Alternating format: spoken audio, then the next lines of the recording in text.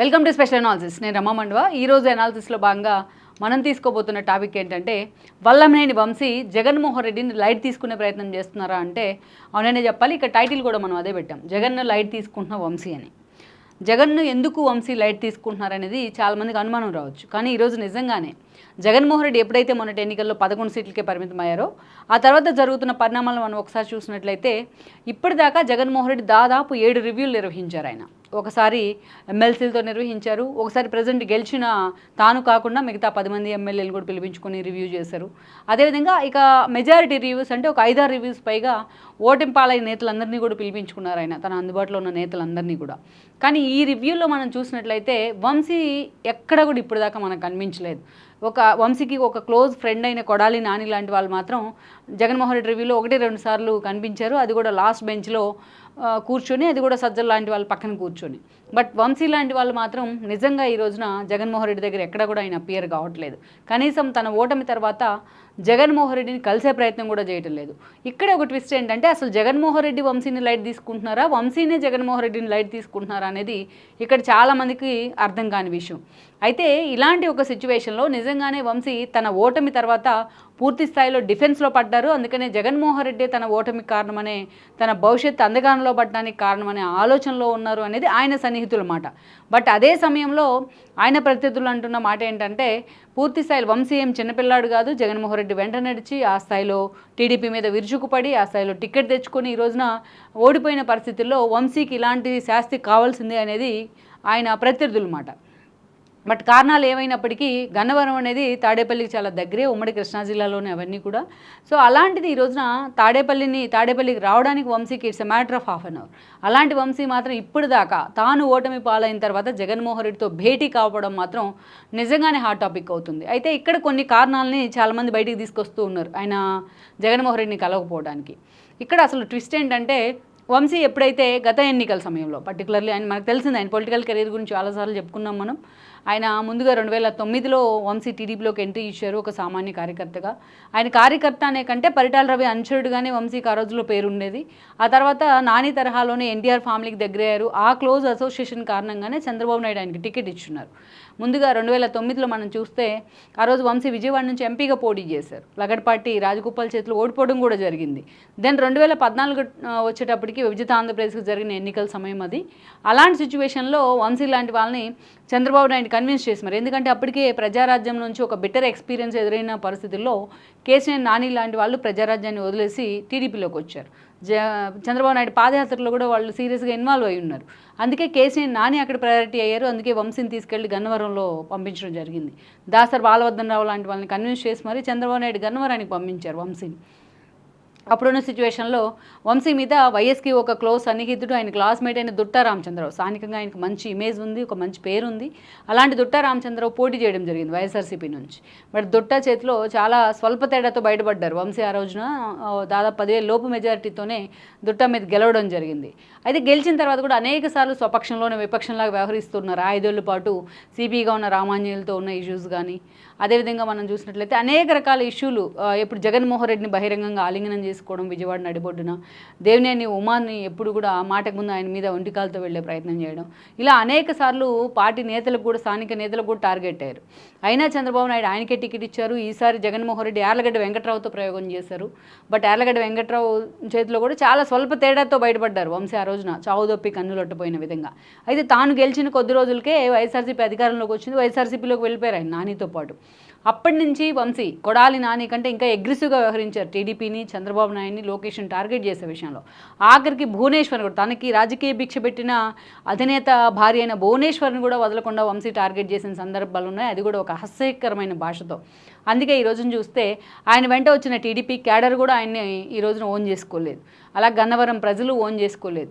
Dutta family ఆయన్ని వ్యతిరేకించింది. And then Dutta అల్లుడి శివభరత్ రెడ్డి ఇటీవల కలిసినప్పటికీ అంతకుముందు మొన్నటి వరకు వాళ్ళ గొడవలు ఉన్నాయి. అండ్ దెన్ ఈరోజు యార్లగడ్డ లాంటి వాళ్ళు వంశీ కారణంగానే ఆ పార్టీని విడిచిపెట్టిపోయి ఈరోజు టీడీపీ ఆయనకి రెడ్ కార్పెట్ పరిచింది. ఎమ్మెల్యేగా భారీ మెజారిటీతో ఆయన విజయం సాధించారు. అలా వంశీ తనకు తానుగా చేసుకున్న సెల్ఫ్ గోల్స్ అన్నీ కూడా ఆయన పతనానికి అయితే కారణమయ్యాయి.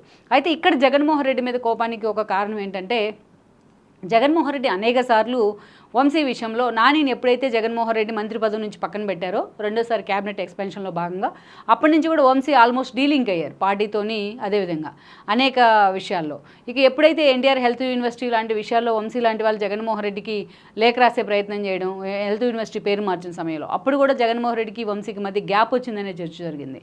ఇక అదేవిధంగా చూస్తే గడప గడపకి లాంటి కార్యక్రమాల్లో ఎప్పుడు కూడా వంశీ లాంటి వాళ్ళు పాల్గొనకపోవడానికి తప్పుపడుతూ జగన్మోహన్ రెడ్డి చాలాసార్లు ఆయన హెచ్చరించే ప్రయత్నం చేశారు. సో ఈ మోనోపాలిని కూడా వంశీ తీసుకోలేకపోయారని అనుకోవాలి. ఆ తర్వాత మనం చూసినట్లయితే ఎలాగైనా సరే వంశీని తీసుకెళ్లి కేసీఆర్ నాని మీద విజయవాడ ఎంపీగా పోటీ చేయించాలని జగన్మోహన్ రెడ్డి చాలా ప్రయత్నాలు చేస్తున్నారు.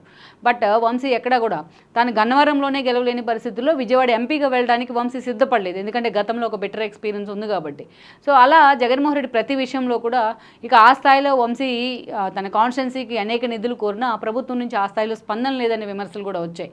అందుకే ఈరోజు తాను ఓటమి పాలవడానికి, పార్టీ ఈ స్థాయిలో కునారిల్లడానికి గన్నవరంలో జగన్మోహన్ రెడ్డే కారణం అన్న ఒక ఆందోళనలో వంశీ ఉన్నారు. బట్ అయితే దాన్ని ఎక్కడ ఎక్స్పోజ్ చేసే సిచ్యువేషన్ లేదు. అందుకే జగన్మోహన్ రెడ్డి మీద తన నిరసనను ఆయన ఈ విధంగా ఎక్స్ప్రెస్ చేస్తున్నారు. అందుకే జగన్మోహన్ రెడ్డి రివ్యూలకు కూడా ఆయన డుమ్మా కొడుతున్నారని చర్చ జరుగుతోంది. ఇలా అనేక సార్లు పార్టీ నేతలకు కూడా, స్థానిక నేతలకు కూడా టార్గెట్ అయ్యారు. అయినా చంద్రబాబు నాయుడు ఆయనకే టికెట్ ఇచ్చారు. ఈసారి జగన్మోహన్ రెడ్డి యార్లగడ్డ వెంకట్రావుతో ప్రయోగం చేశారు. బట్ యార్లగడ్డ వెంకట్రావు చేతిలో కూడా చాలా స్వల్ప తేడాతో బయటపడ్డారు వంశీ ఆ రోజున, చావుదొప్పి కన్నులొట్టపోయిన విధంగా. అయితే తాను గెలిచిన కొద్ది రోజులకే వైఎస్ఆర్సీపీ అధికారంలోకి వచ్చింది. వైఎస్ఆర్సీపీలోకి వెళ్ళిపోయారు ఆయన నానితో పాటు. అప్పటి నుంచి వంశీ కొడాలి నాని కంటే ఇంకా అగ్రెసివ్గా వ్యవహరించారు టీడీపీని, చంద్రబాబు నాయుడిని, లోకేష్ని టార్గెట్ చేసే విషయంలో. ఆఖరికి భువనేశ్వర్ కూడా తనకి రాజకీయ భిక్ష పెట్టిన అధినేత భార్య అయిన భువనేశ్వర్ని కూడా వదలకుండా వంశీ టార్గెట్ చేసిన సందర్భాలు ఉన్నాయి. అది కూడా ఒక హాస్యకరమైన భాషతో. అందుకే ఈ రోజున చూస్తే ఆయన వెంట వచ్చిన టీడీపీ క్యాడర్ కూడా ఆయన్ని ఈ రోజున ఓన్ చేసుకోలేదు. అలా గన్నవరం ప్రజలు ఓన్ చేసుకోలేదు. దుట్టా ఫ్యామిలీ ఆయన్ని వ్యతిరేకించింది. అండ్ దెన్ దుట్టా అల్లుడి శివభరత్ రెడ్డి ఇటీవల కలిసినప్పటికీ అంతకుముందు మొన్నటి వరకు వాళ్ళ గొడవలు ఉన్నాయి. అండ్ దెన్ ఈరోజు యార్లగడ్డ లాంటి వాళ్ళు వంశీ కారణంగానే ఆ పార్టీని విడిచిపెట్టిపోయి ఈరోజు టీడీపీ ఆయనకి రెడ్ కార్పెట్ పరిచింది. ఎమ్మెల్యేగా భారీ మెజారిటీతో ఆయన విజయం సాధించారు. అలా వంశీ తనకు తానుగా చేసుకున్న సెల్ఫ్ గోల్స్ అన్నీ కూడా ఆయన పతనానికి అయితే కారణమయ్యాయి. అయితే ఇక్కడ జగన్మోహన్ రెడ్డి మీద కోపానికి ఒక కారణం ఏంటంటే, జగన్మోహన్ రెడ్డి అనేక సార్లు వంశీ విషయంలో నానిని ఎప్పుడైతే జగన్మోహన్ రెడ్డి మంత్రి పదవి నుంచి పక్కన పెట్టారో రెండోసారి క్యాబినెట్ ఎక్స్పెన్షన్లో భాగంగా అప్పటి నుంచి కూడా వంశీ ఆల్మోస్ట్ డీలింగ్ అయ్యారు పార్టీతోని. అదేవిధంగా అనేక విషయాల్లో ఇక ఎప్పుడైతే ఎన్టీఆర్ హెల్త్ యూనివర్సిటీ లాంటి విషయాల్లో వంశీ లాంటి వాళ్ళు జగన్మోహన్ రెడ్డికి లేఖ రాసే ప్రయత్నం చేయడం, హెల్త్ యూనివర్సిటీ పేరు మార్చిన సమయంలో అప్పుడు కూడా జగన్మోహన్ రెడ్డికి వంశీకి మధ్య గ్యాప్ వచ్చిందనే చర్చ జరిగింది. ఇక అదేవిధంగా చూస్తే గడప గడపకి లాంటి కార్యక్రమాల్లో ఎప్పుడు కూడా వంశీ లాంటి వాళ్ళు పాల్గొనకపోవడానికి తప్పుపడుతూ జగన్మోహన్ రెడ్డి చాలాసార్లు ఆయన హెచ్చరించే ప్రయత్నం చేశారు. సో ఈ మోనోపాలిని కూడా వంశీ తీసుకోలేకపోయారని అనుకోవాలి. ఆ తర్వాత మనం చూసినట్లయితే ఎలాగైనా సరే వంశీని తీసుకెళ్లి కేసీఆర్ నాని మీద విజయవాడ ఎంపీగా పోటీ చేయించాలని జగన్మోహన్ రెడ్డి చాలా ప్రయత్నాలు చేస్తున్నారు. బట్ వంశీ ఎక్కడా కూడా తాను గన్నవరంలోనే గెలవలేని పరిస్థితుల్లో విజయవాడ ఎంపీగా వెళ్ళడానికి వంశీ సిద్ధపడలేదు. ఎందుకంటే గతంలో ఒక బెటర్ ఎక్స్పీరియన్స్ ఉంది కాబట్టి. సో అలా జగన్మోహన్ రెడ్డి ప్రతి విషయంలో కూడా ఇక ఆ స్థాయిలో వంశీ తన కాన్స్టిట్యున్సీకి అనేక నిధులు కోరినా ప్రభుత్వం నుంచి ఆ స్థాయిలో స్పందన లేదనే విమర్శలు కూడా వచ్చాయి. అందుకే ఈరోజు తాను ఓటమి పాలవడానికి, పార్టీ ఈ స్థాయిలో కునారిల్లడానికి గన్నవరంలో జగన్మోహన్ రెడ్డే కారణం అన్న ఒక ఆందోళనలో వంశీ ఉన్నారు. బట్ అయితే దాన్ని ఎక్కడ ఎక్స్పోజ్ చేసే సిచ్యువేషన్ లేదు. అందుకే జగన్మోహన్ రెడ్డి మీద తన నిరసనను ఆయన ఈ విధంగా ఎక్స్ప్రెస్ చేస్తున్నారు. అందుకే జగన్మోహన్ రెడ్డి రివ్యూలకు కూడా ఆయన డుమ్మా కొడుతున్నారని చర్చ జరుగుతోంది. అసలు ఇంకొకరైతే మాత్రం వంశీ ఆల్రెడీ అమెరికాలో సెటిల్ అయ్యేందుకు పూర్తి స్థాయిలో ఆయన ప్లాన్ కూడా సిద్ధం చేసుకున్నారు, ప్లాన్ బి కూడా సిద్ధం చేసుకున్నారని కూడా అంటున్నారు. మరి లెట్స్ ఇలాంటి సిచ్యువేషన్లో కొడాలి నాని లాంటి వాళ్ళైనా వంశీని ప్రొవోక్ చేసి టీడీపీ నుంచి బయటికి తీసుకొచ్చింది కొడాలి నానిని. అలాంటి వాళ్ళైనా ఇలాంటి ఓటమి పరిస్థితుల్లో వంశీకి అండగా ఉంటారా లేదా, మరి వంశీ రాజకీయ భవిష్యత్తు ఎలా ఉంటుంది అనేది కూడా మనం చూడాల్సి ఉంది. ఈ వీడియో మీకు నచ్చినట్లయితే please share, like and subscribe R24 Telugu.